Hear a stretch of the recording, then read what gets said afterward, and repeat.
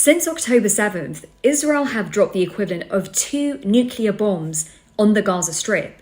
According to military analysts interviewed by the Financial Times in this article, in just 7 weeks, the destruction that we've seen in northern Gaza almost rivals the years-long carpet bombing of German cities during World War II. What we are witnessing now in Gaza is one of the most intense aerial bombardment campaigns in history with conventional munitions. Hamburg, where Allied bombing killed 45,000 German civilians. Darmstadt, where they killed 12,500.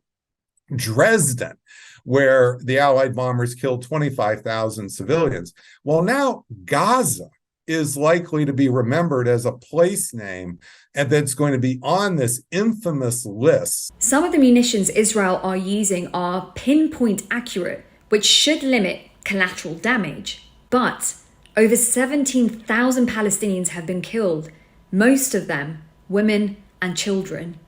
Often referred to as an open-air prison, Gaza is a haunting city of death and ruins, where some 60% of buildings in northern Gaza are severely damaged. Some of the bombs used by Israel, identified to the Financial Times by explosive experts, are earth-shaking 2,000-pound bombs whose use has been widespread in this conflict. But just how powerful are these bombs? Buildings pancake, their support disintegrates, so they collapse in on themselves, and then there are area effects, including the secondary fragmentation of cement, metal, people's cell phones, and everything else that flies out from the explosion at supersonic speeds.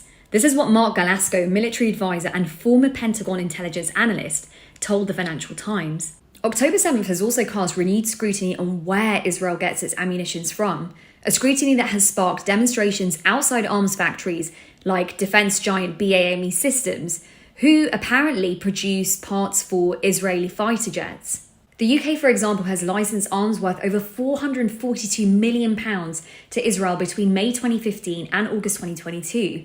They're now facing a legal challenge in the High Court because of it. Just this week, Amnesty International called for a war crimes investigation into Israel's use of 1,000 and 2,000-pound US-manufactured bombs that were used in 2 Israeli airstrikes in Gaza in October, killing 43 civilians, including 19 children. As Israeli forces now push deeper into southern Gaza, the bombings have continued, but to what end?